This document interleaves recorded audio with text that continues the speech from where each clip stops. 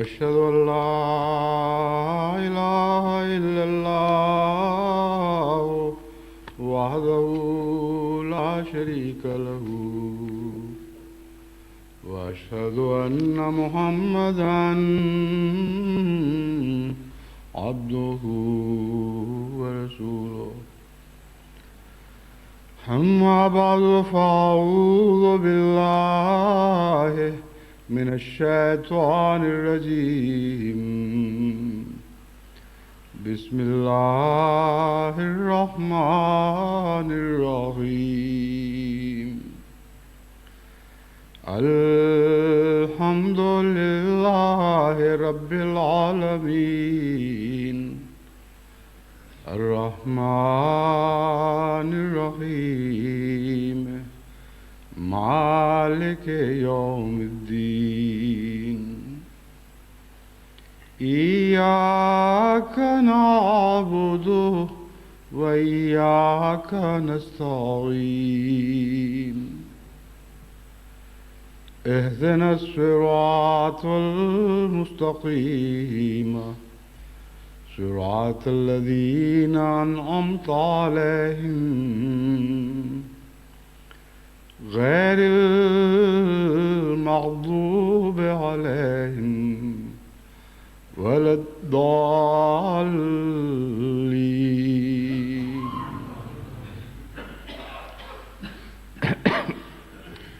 جس طرح تقویٰ کی جڑ نظر سے پوشیدہ رہتی ہے، اسی طرح ہر بدی کی جڑ بھی نظر سے پوشیدہ رہتی ہے. لیکن ایک فرق ہے، جڑیں تو سب پوشیدہ ہی رہا کرتی ہیں. یہ درخت اور تنے ہیں اور پھول پھل اور پتے ہیں اور ٹہنیاں ہیں جو دکھائی دیتے ہیں. لیکن ان دونوں میں ایک فرق ہے. تقویٰ کی جڑ غیروں سے پوشیدہ رہتی ہے اور انسان اس جڑ سے آگاہ ہوتا ہے اور اسی پر اس کی بنا ہوتی ہے. اور بدیوں کی جڑ خود اپنے نفس سے پوشیدہ رہتی ہے اور غیر اس پر اطلاع پاتے رہتے ہیں. بس یہ ایک نمایاں فرق ہے جسے سمجھنے کے بعد انسان اپنے اعمال کو مختلف بدیوں سے پاک بھی کر سکتا ہے اور مختلف خوبیوں سے زینت بھی بخش سکتا ہے. اسی موضوع پر میں نے ایک خطبہ اس سے پہلے دیا تھا. مزید میں اس مضمون کو آگے بڑھاتے ہوئے آپ کو متوجہ کرتا ہوں کہ اکثر انسان خواہ وہ نیکی کے کسی مقام پر بھی ہوں، ضرور اپنی کچھ بد حالتوں سے ناواقف رہتے ہیں. اور سب سے بڑا فطور نیتوں کا فطور ہے. نیتیں ہی وہ جڑیں ہیں جن پر نیکی کے پھل بھی لگتے ہیں اور بدیوں کے پھل بھی لگتے ہیں. اور انسان اپنی نیتوں پر طرح طرح کے پردے ڈالتا ہے اور اس کو چھپانے کی کوشش کرتا ہے، یہاں تک کہ بسا اوقات خود اپنی نیتوں سے غافل ہو جاتا ہے. قرآن کریم نے جہاں شیطان کے حملوں کا ذکر فرمایا، وہاں ہمیں متنبہ فرمایا انہ یراکم هو وقبیلہ من حیث لا ترونہم انا جعلنا الشیاطین اولیاء للذین لا یؤمنون. کہ دیکھو شیطان اور اس کے قبیلے تمہیں ایسی جگہوں سے دیکھتے ہیں جہاں سے تم ان کو نہیں دیکھتے. امر واقعہ یہ ہے کہ انسانی نیتوں پر اس آیت کا بہترین اطلاق ہوتا ہے.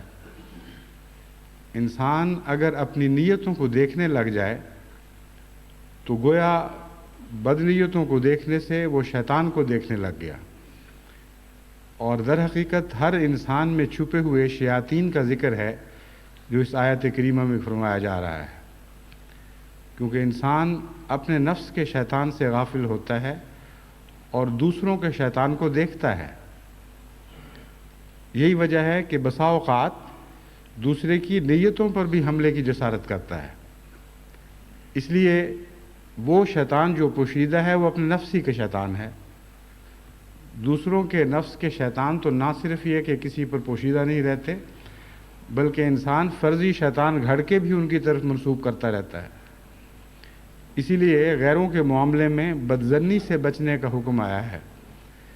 کیونکہ وہاں انسانی فطرت کا رجحان یہ ہے کہ شیطان کہیں ہو یا نہ ہو، شیطان بنا کر کسی کے سپرد کر دیا جائے اور اس کے سر پہ تھوپ دیا جائے۔ بس وہ شیطان تو بہرحال خطرناک نہیں ہے جو دکھائی دے رہا ہے یا دکھائی دے نہیں سکتا کیونکہ موجود ہی نہیں۔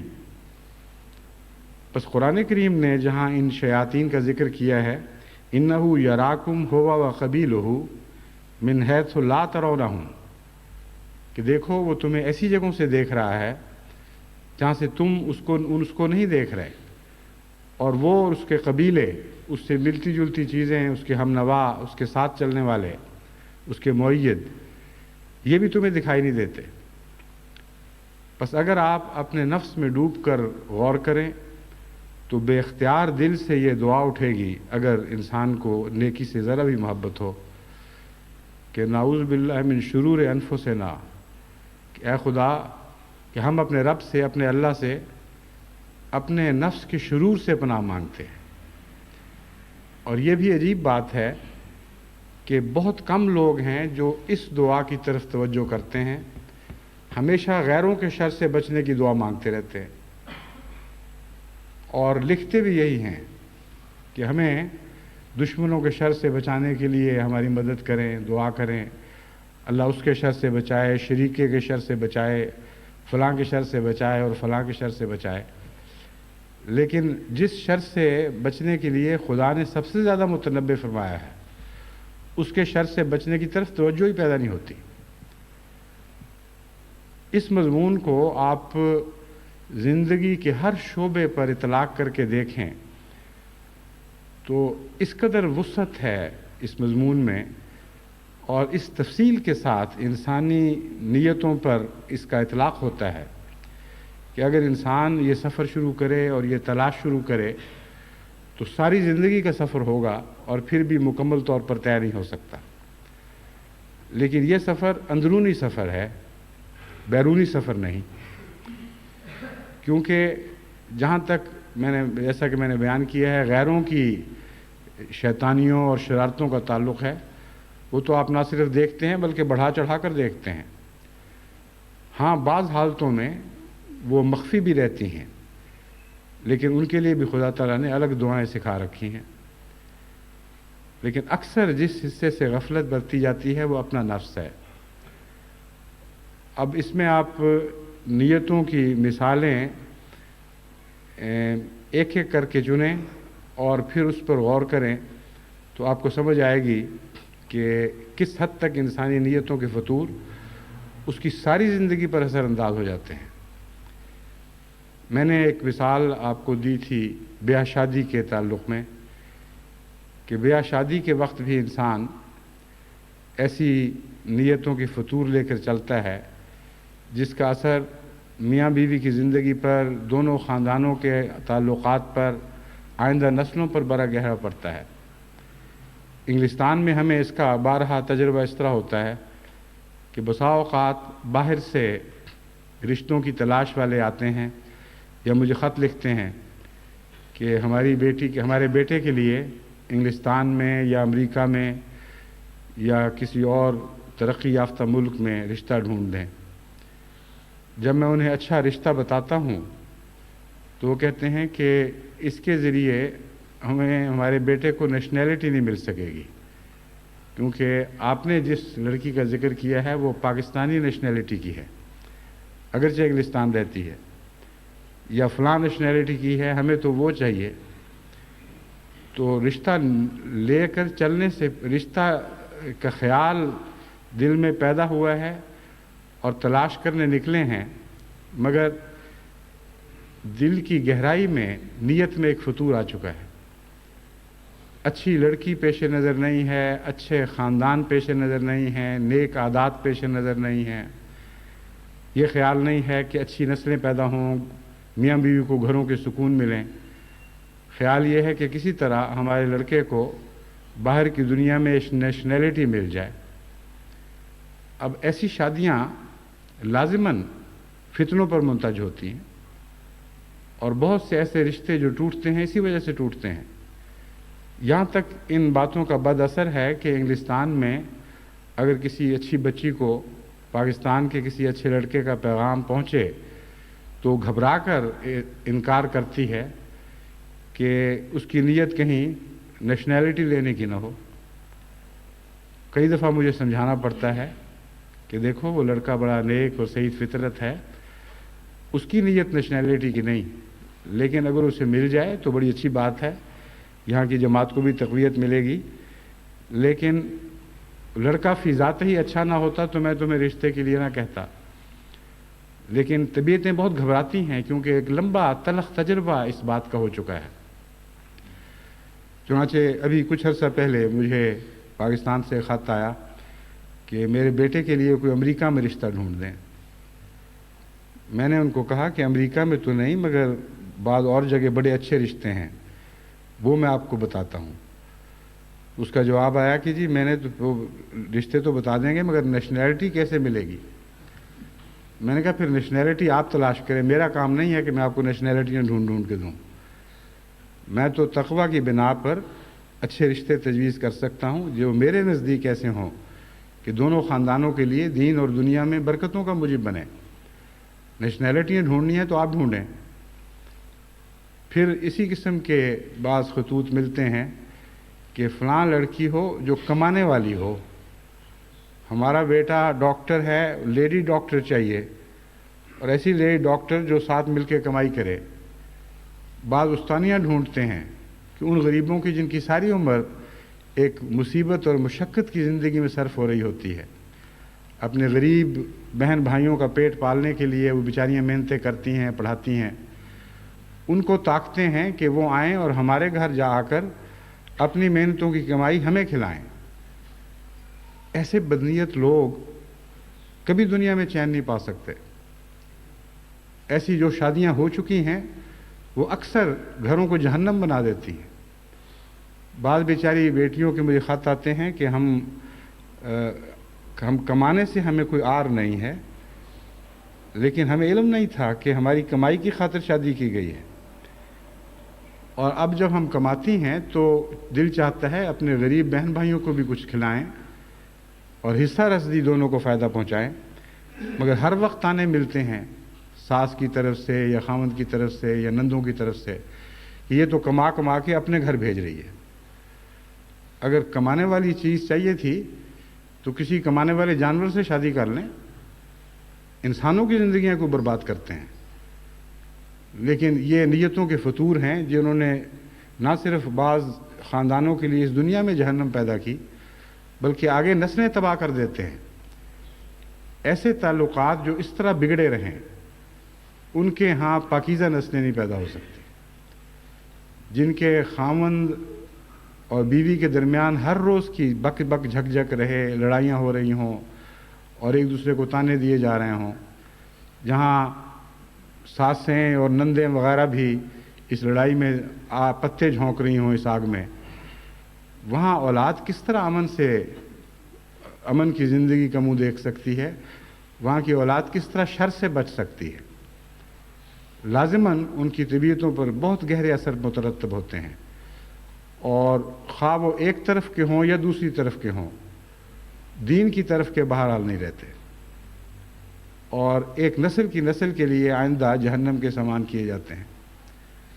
ایسے لوگوں کو چاہیے کہ جن تک یہ میری آواز پہنچے وہ مجھے آئندہ لکھنے کی بھی ضرورت نہ کریں کہ ہمیں فلاں نیت سے رشتہ ڈھونڈ دیں، جہاں چاہیں جائیں، سر اٹھا کر پھریں، میرا اس کے ساتھ کوئی تعلق نہیں ہے، جماعت کے نظام کا اس کے ساتھ کوئی تعلق نہیں۔ اپنی بدنیتوں کو پورا کرنے کے لیے دنیا میں پھریں، جہاں چاہیں جو چاہیں تلاش کریں، لیکن اگر جماعت سے فائدہ اٹھانا ہے تو جماعت تو تقویٰ کے نتیجے میں تقویٰ کی بنا پر آپ سے تعاون کرے گی، اور تقویٰ کی حد تک آپ سے تعاون کرے گی، اس سے زیادہ نہیں۔ نیتوں کے فطور کی بہت سی مثالیں ہیں۔ میں سوچ رہا ہوں کہ روزمرہ کی انسانی زندگی پر جس طرح رشتوں کے متعلق میں نے بعض مثالیں دی ہیں، ان مثالوں کو چسپاں کر کے اس مضمون کو زیادہ کھولتا رہوں۔ ایک یا دو خطبات میں آئندہ انشاءاللہ اسی موضوع پر آپ سے خطاب کروں گا۔ اب میں जलसे से ताल्लुक़ रखने वाले ताल्लुक़ रखने वाली बातें आपके सामने रखता हूँ। जलसा सालाना यूके एक मरकज़ी हैसियत इख्तियार कर चुका है और खुदा ताला के फ़ज़ल से दुनिया के मुख्तलिफ़ ममालिक से बकसरत लोग इसलिए यहाँ हाज़िर होते हैं कि ये वो जलसा है जिसमें खलीफा वक्त शरीक होता है और इस पहलू से इसे एक मरकज़ियत मिल गई है।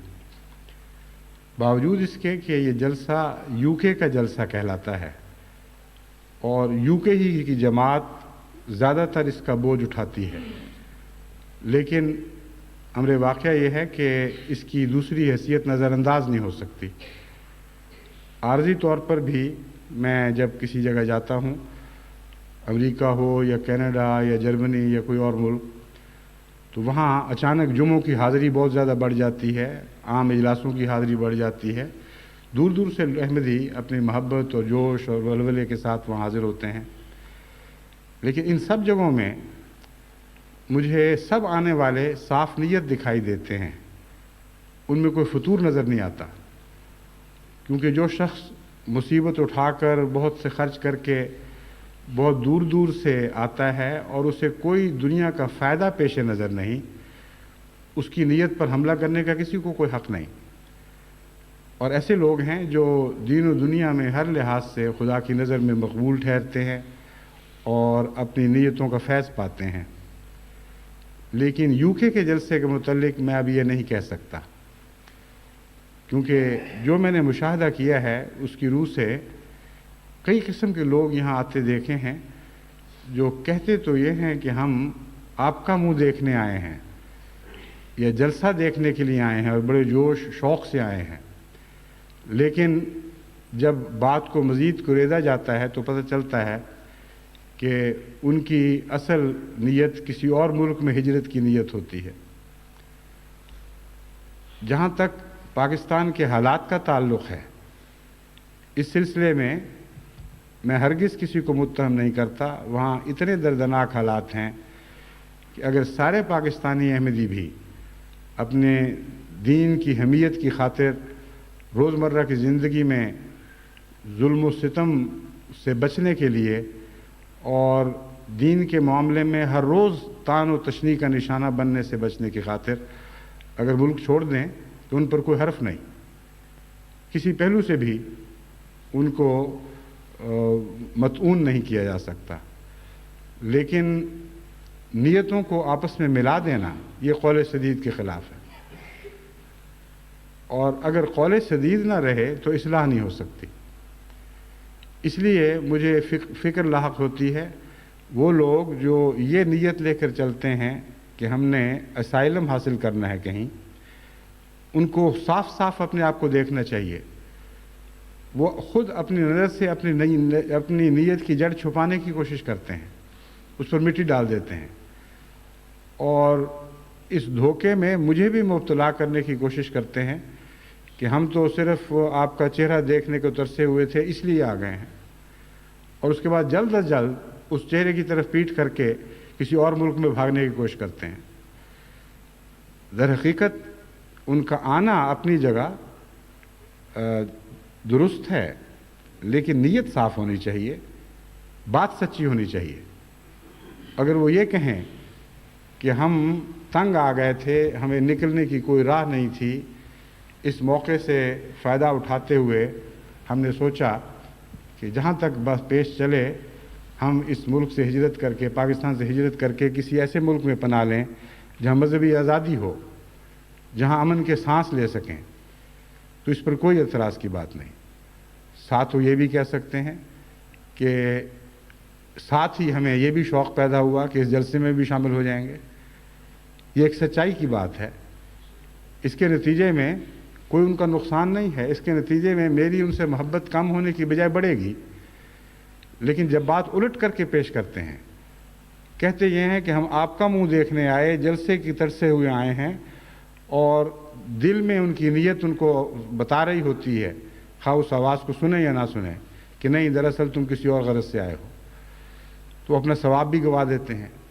ایک ہی بات کو مختلف طریق سے بیان کرنے کے نتیجے میں بھی ثواب یا اس کی بجائے سزا بعض دفعہ مترتب ہو جاتی ہے۔ اصل تقویٰ ہے جو نیکی کی جڑ ہے، اور تقویٰ کی بات کو ہمیشہ میٹھے پھل لگتے ہیں۔ تقویٰ کا تقاضا یہ ہے کہ انسان اپنے آپ سے صاف گو رہے، اپنے اندر کی روشنی سے اپنی نیتوں کی آخری کناروں تک نظر رکھتا ہو، اپنی نیتوں کی جڑوں کو پہچانتا ہو۔ یہی تقویٰ ہے، اور اس کے نتیجے میں جب وہ سچ بولے گا، صاف بات کرے گا، تو اس سے تعلق بڑھے گا نہ کہ کم ہوگا۔ اس کے برعکس بہت سے ایسے احمدی وہاں سے تشریف لاتے ہیں جن کی نیت خالص جلسے میں شرکت کی ہے، یا ایک مدت سے وہ خلیفہ وقت کو دیکھے ہوئے ایک مدت سے خلیفہ وقت کو نہیں دیکھا ہوتا، اور یہ تڑپ لے کر آتے ہیں کہ ایک دفعہ ہم نظر ڈال لیں۔ ان کی کیفیت ہی اور ہوتی ہے، ان کی چہرے کی آن بان ہی مختلف ہوتی ہے، ان کی آنکھوں کے پیغام مختلف ہوتے ہیں۔ بعض دفعہ انسان اتنا متاثر ہوتا ہے ایسے انسانوں سے کہ دل کے اندر ایک قیامت برپا ہو جاتی ہے۔ ایسی کئی عورتیں ہر جلسے پر آتی ہیں جنہوں نے کبھی اپنے گاؤں سے کسی دوسرے شہر کا بھی سفر نہیں کیا ہوتا، نہ ان کو شوق ہوتا ہے۔ ساری عمر کراچی نہیں دیکھا، لاہور نہیں دیکھا، اور بڑے بڑے بعض شہر ہیں، کبھی خیال ہی نہیں آیا، بلکہ مصیبت سمجھتی ہیں اپنے گاؤں کو چھوڑنے کو۔ لیکن پیسے جوڑ جوڑ کے دور دراز کے علاقوں سے وہ ایک سال نہیں، بعض دفعہ کئی سال تک پیسے جوڑتی ہیں کہ کسی طرح ہم جلسے پر چلے جائیں اور خود بالمشافہ اپنے امام کو دیکھیں، اس کی گفتگو سنیں۔ اور جب ان سے پوچھتا ہوں کہ بی بی اب کیا خیال ہے، کہ جی بس اب واپسی، جو ہم نے کرنا تھا کر لیا، جو تمنا تھی وہ پوری ہو گئی، اب ہم واپس جا رہے ہیں۔ ایک ایسی خاتون آئیں جن کے چہرے سے نور برستا تھا، ان سچائی کا نور تھا، غریب سادہ طبیعت کی خاتون، اور دیکھ کر یوں جیسا پھول کھل جاتا ہے اس طرح ان کی فطرت کھل اٹھی، اور چہرے بشرے سے وہ خوشی ظاہر ہو رہی جو امیدیں پوری ہونے پر پیدا ہوتی ہے۔ ایسی خوشی پھوٹتی تھی، اور مجھ سے انہوں نے کچھ دیر باتیں کی۔ میں نے کہا کیا کس طرح تشریف لائیں؟ انہوں نے کہا جی اس طرح حالات اچھے ہیں، گزارا چلتا ہے، لیکن سفر کے لیے پیسے جوڑنے پڑے ہیں، اور سارا سال میں اس طرح بچت کرتی رہی، اور خدا کے فضل سے مجھے پھر توفیق ملی ہے۔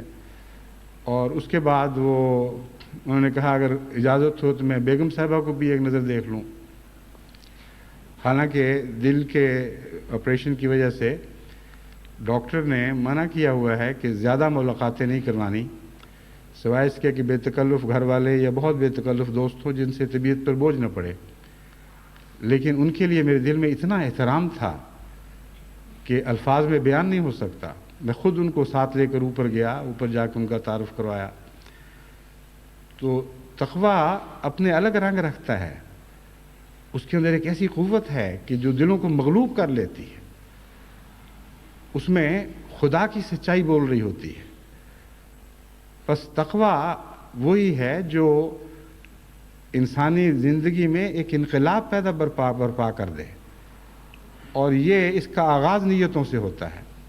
نیت صاف ہوگی تو جو پودا بھی اس سے نکلے گا صحت مند نکلے گا، جتنا وہ نشو و نما پائے گا اتنا خدا کے قریب تر ہوتا چلا جائے گا۔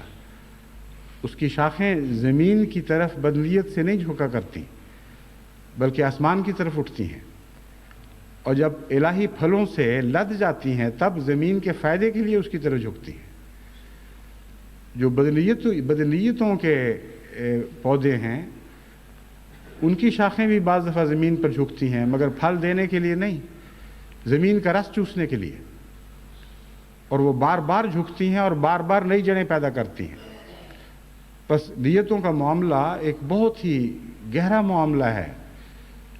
اس زندگی سے ہی اس کا تعلق نہیں، آئندہ زندگی سے بھی تعلق ہے۔ آج کی نسلوں کی زندگی ہی سے نہیں، آئندہ پیدا ہونے والی کثیر تعداد میں نسلوں کے ساتھ آپ کے تقویٰ کا تعلق ہے، آپ کی نیتوں کا تعلق ہے۔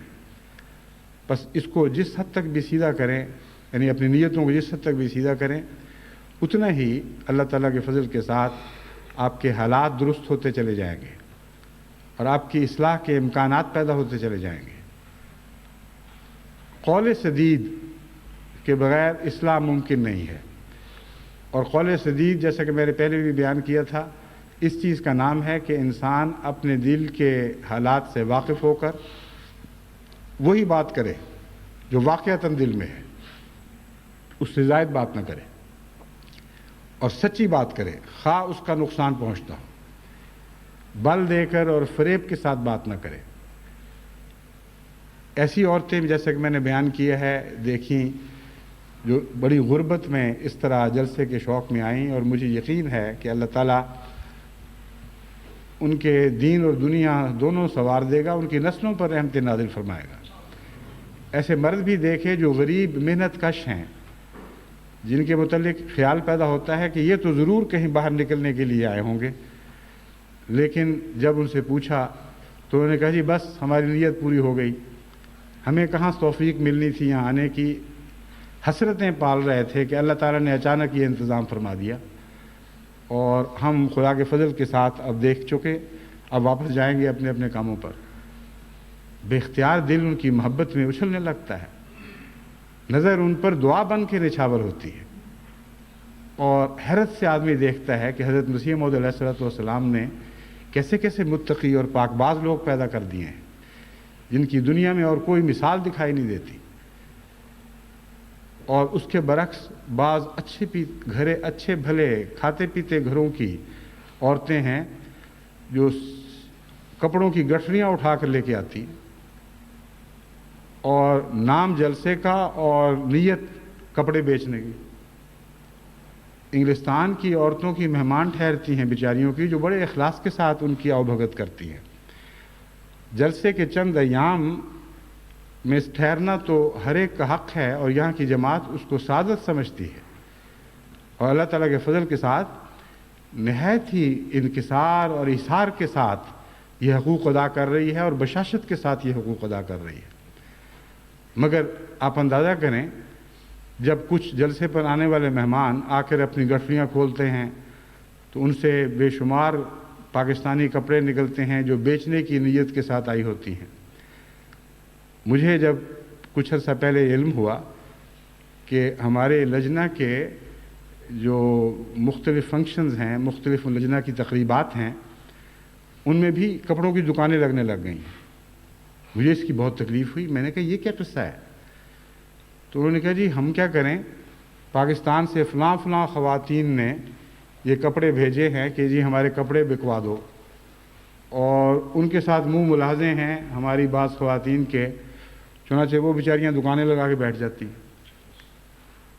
پھر جب مزید اس بات کو کریدا تو پتہ لگا کہ جلسہ سنانے پر بھی یہ قصہ چل رہا تھا، اور کئی سال سے یہ ہو رہا ہے، اور بہت سی خواتین جو پاکستان سے آتی ہیں جلسہ سننے کی بجائے میری تقریر کے دوران بھی کپڑے بیچ رہی ہوتی ہیں، اور دوسرے سننے والوں کا بھی جلسہ خراب کرتی ہیں۔ بہت سی خواتین ہیں جو اس وقت نکال کے، رش کم ہوتا ہے، وہاں جا کے وہ سودے کر رہی ہوتی ہیں۔ میں نے پھر مزید اس بات کی چھان بین کی تو پتہ لگا کہ بے انتہا منافع بازی ہوتی ہے، اتنی کہ ہوش اڑانے والی۔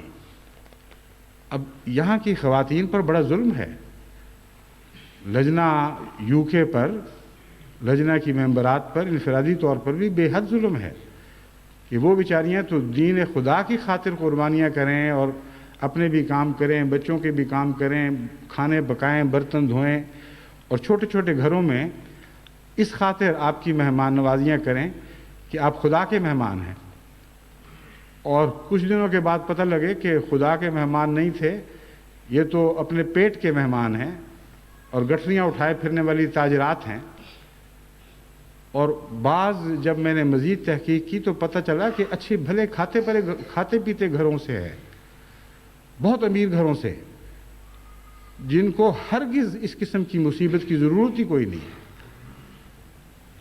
چنانچہ ابھی حال ہی میں ایک واقعہ جس سے مجھے بڑی سخت تکلیف پہنچی ہے، اور اسی وجہ سے میں اب ایک اعلان کرنا چاہتا ہوں لجنہ اما اللہ انگلستان کے لیے خصوصیت کے ساتھ ایک خاتون ہیں جو دل کی مریضہ ہیں، ان کے میاں مریض ہیں، ان کے پاکستان کے کسی خاندان سے تعلقات تھے، ان تعلقات کی خاطر ان کی اولاد کو بھی وہ رکھتے ہیں اپنے گھر میں، لیکن مجھے کسی نے بتایا کہ چونکہ میں نے منع کر دیا لجنہ کو کہ نہ جلسے پر کوئی کپڑا بکے گا، نہ تمہاری تقریبات پر کوئی کپڑا بکے گا، جو چاہے آپ پر دباؤ ڈالے، آپ نے ہرگز نہیں ماننی، اور صاف کہہ دیں کہ ہمیں حکم ہے کہ ہم نے یہ کام نہیں ہونے دینا، اور اگر آپ کو ڈر ہے کہ ان کو تکلیف پہنچے گی تو آپ ان کو خط لکھیں، جن جن سے تلخ تجربے ہو چکے ہیں ان سب کو خطوط کے ذریعے پہلے متنبع کریں کہ خدا کے لیے اس دفعہ کپڑے لے کر نہ آنا، کیونکہ ہم اجازت نہیں دیں گے۔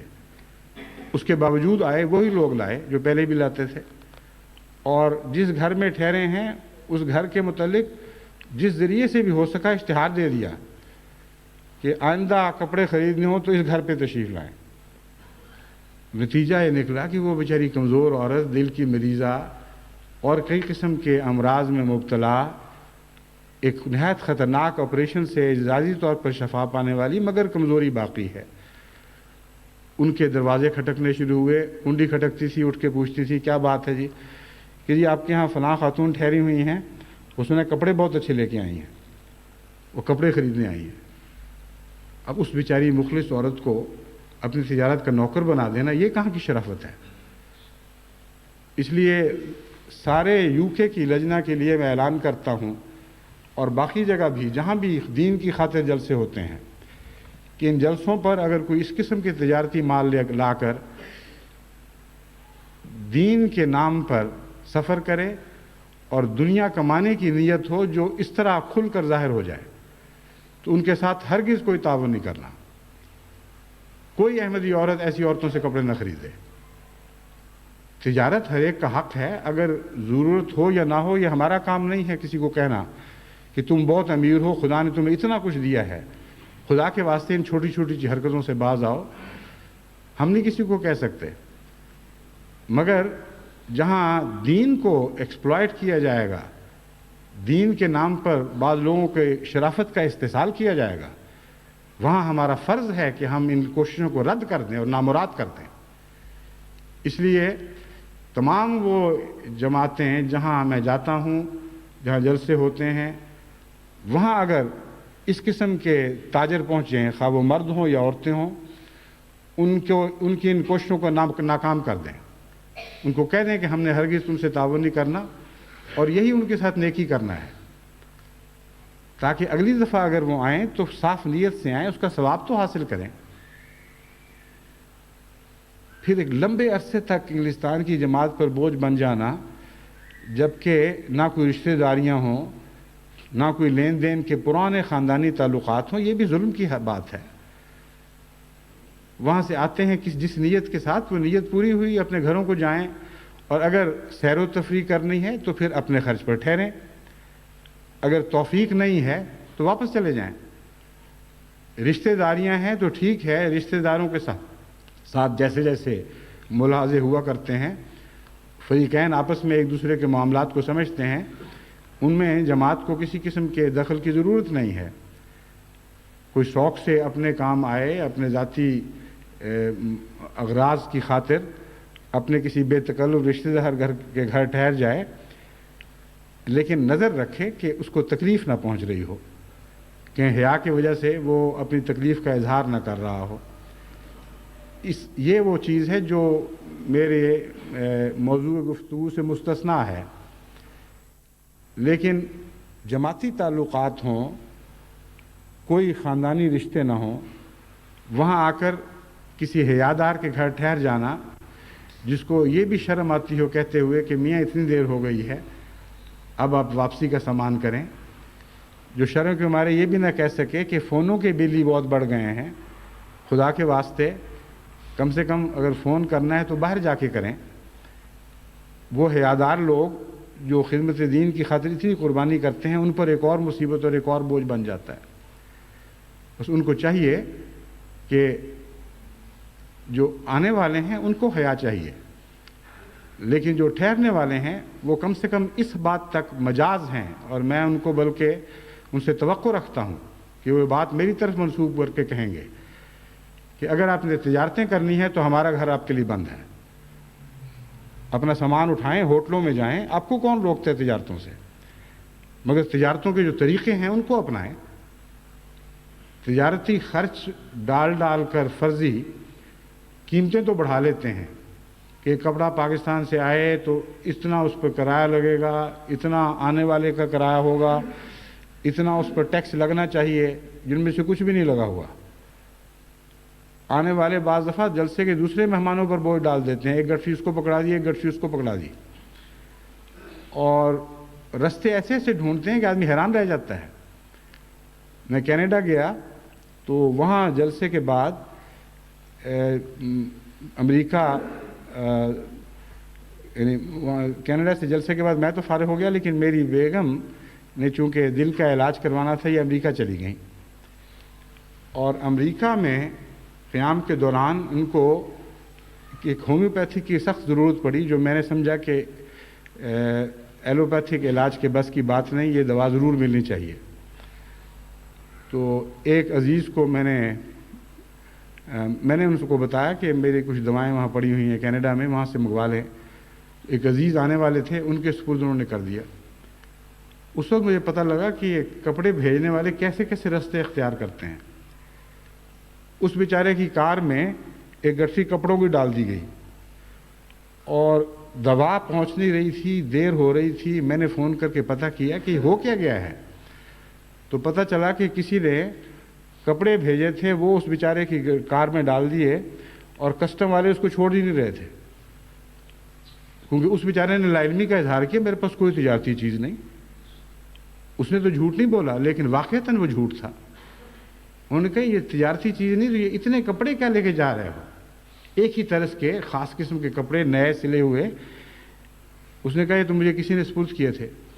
چنانچہ کچھ عرصہ اس کو قید میں رکھا، تھوڑی دیر، چند گھنٹے، اور باتوں کی تحقیق ہوئی، شک پڑ گیا۔ ہومیوپیتھی کی دواؤں کو پتہ نہیں کس طرح انہوں نے آزمایا کہ اس میں کوئی ڈرگ تو شامل نہیں، اور اللہ بہتر جانتا ہے کس حد تک اثر باقی رہا یا نہیں، مگر ہم یہاں پریشان کہ وہ دوا پہنچ نہیں رہی۔ آخر ساری رات سفر کر کے بمشکل دوسرے دن وہ پہنچا، پھر وہ نیند سے مغلوب ہو گیا، پھر رات کو جا کر کہیں وہ دوا ملی۔ اب ایک شخص کی نیت کہیں سے چلی تھی، میں یہ بتا رہا ہوں کہ نیتیں کس طرح اپنے بد اثرات پھیلاتی رہتی ہیں۔ وہ نیت تھی کہ براہ راست امریکہ نہیں جا سکتا، تو کینیڈا جو لوگ جا رہے ہیں ان کے ذریعے ہم تجارتی کپڑے بھیج دیں، اور اس نیت نے آگے یہ فطور پیدا کر دیا کہ کسی اور نیت سے ایک نوجوان چلا ہے بیچارہ اخلاص کے ساتھ، اس خاطر کہ کوئی مریض ہے اس کو جلد دوا پہنچے، اس کے سارے سفر برباد کر دیا گیا، اور یہ اس بدنیتی کا پھل تھا۔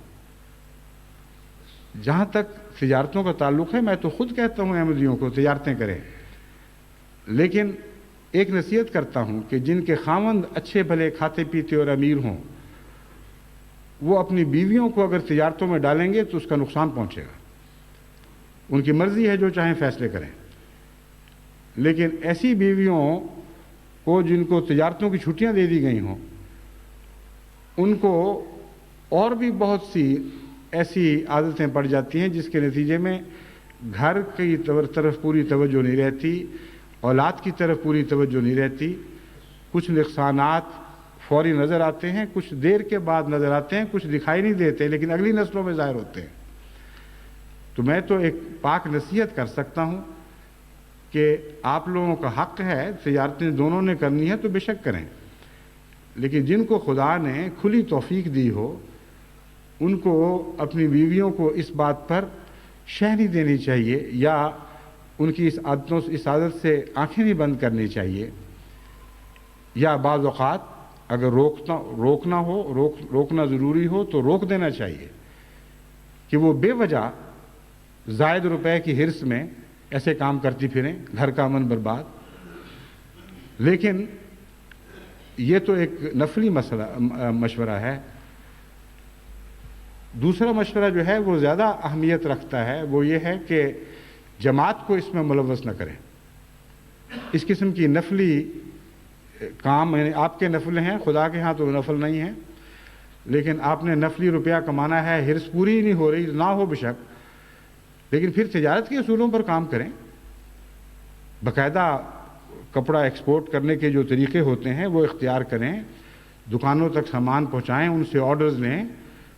ان دکانوں سے کوئی احمدی خریدتا ہے شوق سے خریدے، لیکن یہ کوئی حق نہیں ہے کہ جماعت سے استفادہ کرتے ہوئے اپنی ہرسیں پوری کرتے پھریں.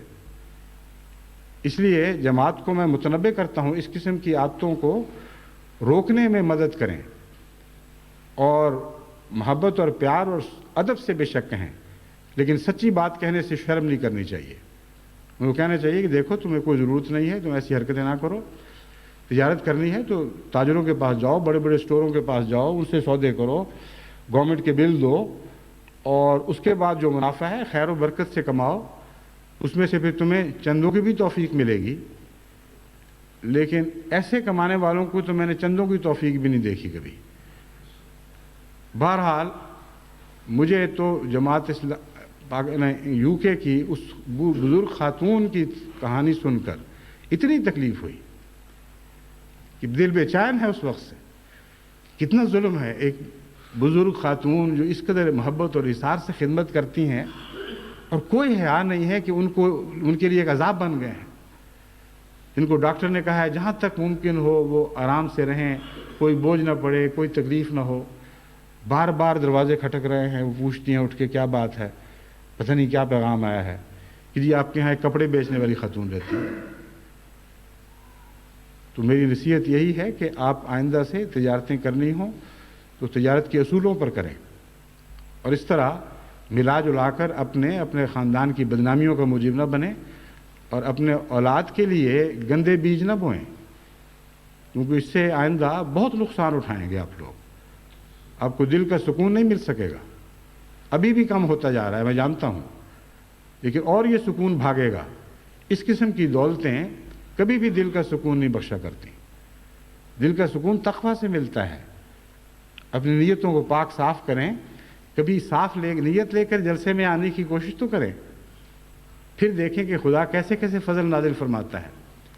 اس نیت سے آئیں، اخلاق کا مظاہرہ کریں، نیک نیتیں لے کر آئیں، نیک اثر پیچھے چھوڑ کر جائیں، اور نیک دعائیں لیں جو ساری عمر آپ کی زندگی کا خزانہ بنی رہیں گی. بس میں امید رکھتا ہوں کہ آئندہ سے ان قباحتوں سے احتراز کیا جائے گا، اور جماعت نے چونکہ میری بات اب سن لی ہے اس لیے اس بات پر نگران ہو جائے گی. ان سے ویسے تعلقات جتنا چاہیں رکھیں، جو ادب کرنا ہے ان لوگوں کا کریں، لیکن ان کاموں میں اب ان سے تعاون نہیں کرنا، کیونکہ یہ ان کے لیے بھی مضر ہے اور ان کے لیے بھی نقصان دہ ہے. جہاں تک دوسرے معاملات میں نیتوں کے فطور اور ان کے بد اثرات کا تعلق ہے، ان کے متعلق کیونکہ مضمون بدلنا ہے، اس لیے میں سمجھتا ہوں کہ آج کے خطبے کی بجائے آئندہ خطبے یا آئندہ کسی خطبے میں اس کا ذکر کروں گا. میرا خیال یہی ہے کہ جس طرح آج ایک موضوع کو لیا ہے، اس کے بعد حصوں پر چسپاں کر کے آپ کو دکھایا ہے کہ کس طرح نیت کا فطور معاشرے کو گندہ کر دیتا ہے اور مصیبتیں دنیا پر ڈال دیتا ہے، اسی طرح ہر زندگی کے شعبے کا گہری نیتوں سے تعلق ہے. بس دو ہی چیزیں ہیں، ایک وہ جڑ جو تقویٰ پر مبنی ہوتی ہے، وہ بھی نیت سے اٹھتی ہے، اور ایک وہ شجر خبیثہ جس کی جڑ برائی میں پیوستہ ہوتی ہے. اگرچہ وہ اکھڑی پھرتی ہے اور اڑتی پھرتی ہے اور کئی قسم کے نئے نئے پودے اس کی جگہ آ لگتے ہیں اور وہ بھی اکھڑ جاتے ہیں، لیکن اس مضمون کو اس پہلو سے دیکھنا ضروری ہے کہ جڑ بہرحال فساد کے اندر ہوتی ہے، اس کے نتیجے میں گندے پودے گندے پھل لے کر آتے ہیں. ان سے اپنے آپ کو بچانا چاہیے. آخر پر میں یہ ایک اصولی نصیحت کرنا چاہتا ہوں کہ اس مضمون کا استغفار سے بہت گہرا تعلق ہے. حضرت اقدس مسیح موعود علیہ الصلوۃ والسلام نے استغفار کے مضمون پر بہت ہی عظیم الشان مضامین بیان فرمائے ہیں. اور بہت ہی گہری نظر سے استغفار کے ہر پہلو کا تجزیہ فرمایا ہے۔ استغفار کا مطلب ہے مٹی سے ڈھانپنا، غفرہ کا مطلب ہوتا ہے ڈھانپ دیا۔ خدا تعالیٰ مغفرت فرماتا ہے اور انسان مغفرت طلب کرتا ہے۔ استغفار کا معنی ہے کوشش کرنا کہ میں ڈھانپا جاؤں، ننگا وجود ہو اس کو کپڑے سے ڈھانپنا، یہ استغفار ہے۔ جڑ ننگی ہو رہی ہو تو اس کو مٹی سے ڈھانپنا، یہ استغفار ہے۔ جس مضمون سے میں نے آج کے خطبے کا آغاز کیا تھا اس پر واپس آتے ہوئے میں آپ کو بتاتا ہوں کہ استغفار دو قسم کے ہیں۔ ایک وہ استغفار ہے جو جڑوں کو ڈھانپنے والا ہے، لیکن ایک استغفار ہے جو جڑوں کو چھپانے والا ہے۔ جو جڑوں کو چھپانے والا استغفار، میں دو لفظ ڈھانپنا اور چھپانا عمدن استعمال کیے ہیں۔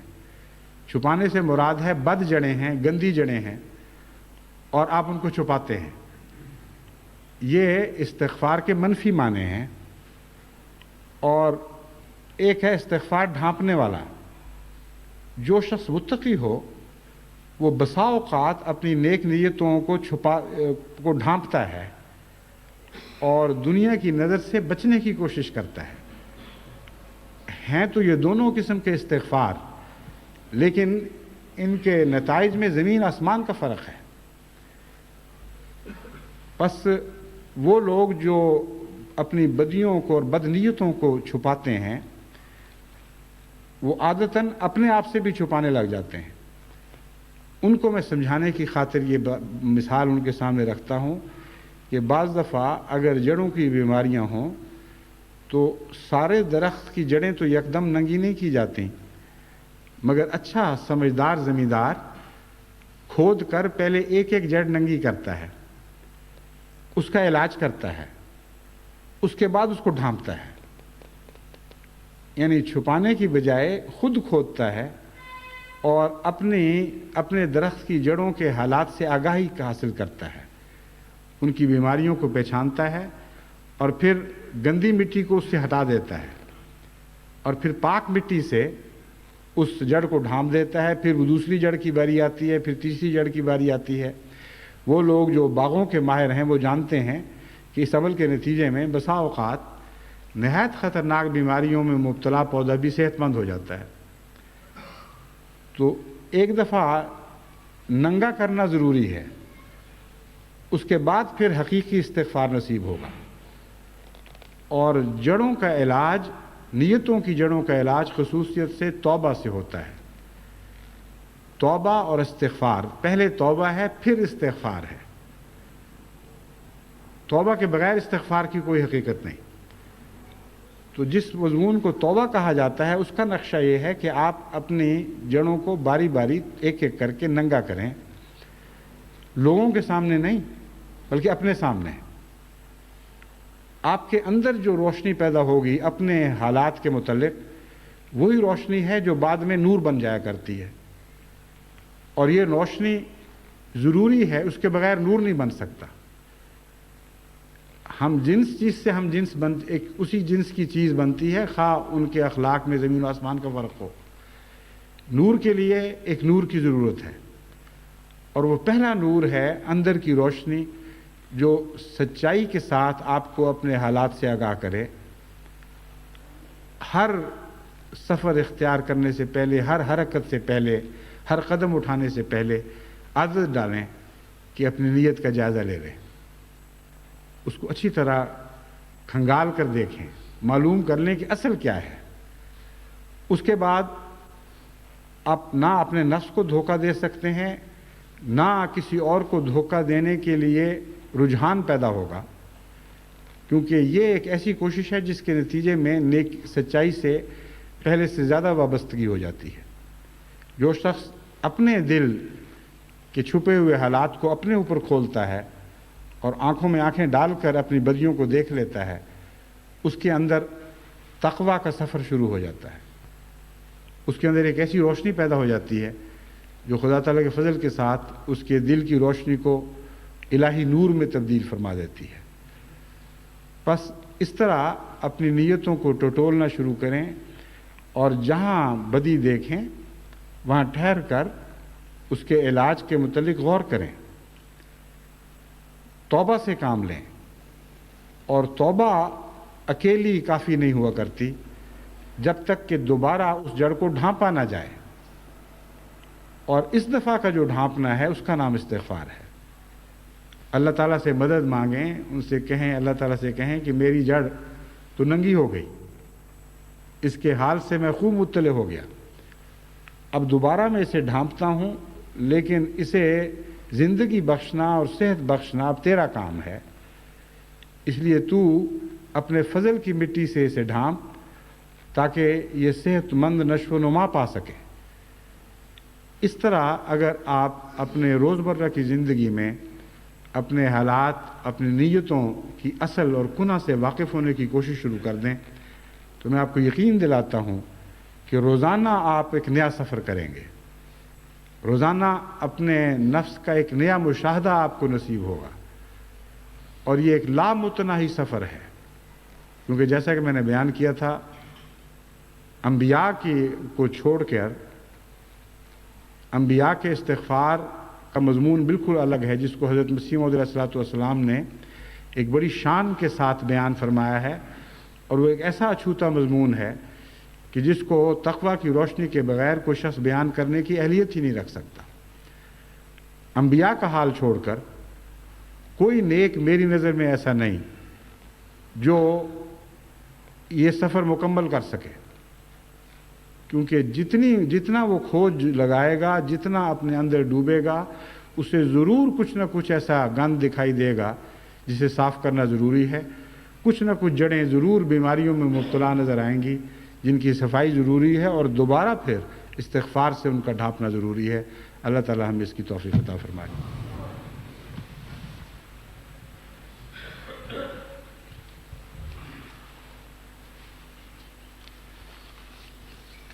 الحمد للہ نحمده ونستعینه ونستغفره ونؤمن به ونتوکل علیہ ونعوذ باللہ من شرور انفسنا ومن سیئات اعمالنا من یهده اللہ فلا مضل له ومن يضلله فلا هادي له ونشهد أن لا إله إلا الله وحده لا شريك له ونشهد أن محمدا عبده ورسوله عباد الله أما بعد فأعوذ بالله من الشيطان الرجيم بسم الله الرحمن الرحيم عباد الله رحمكم الله إن الله يأمر بالعدل والإحسان وإيتاء ذي القربى وينهى عن الفحشاء والمنكر والبغي يعظكم لعلكم تذكرون اذكروا الله يذكركم وادعوه يستجب لكم ولذكر الله أكبر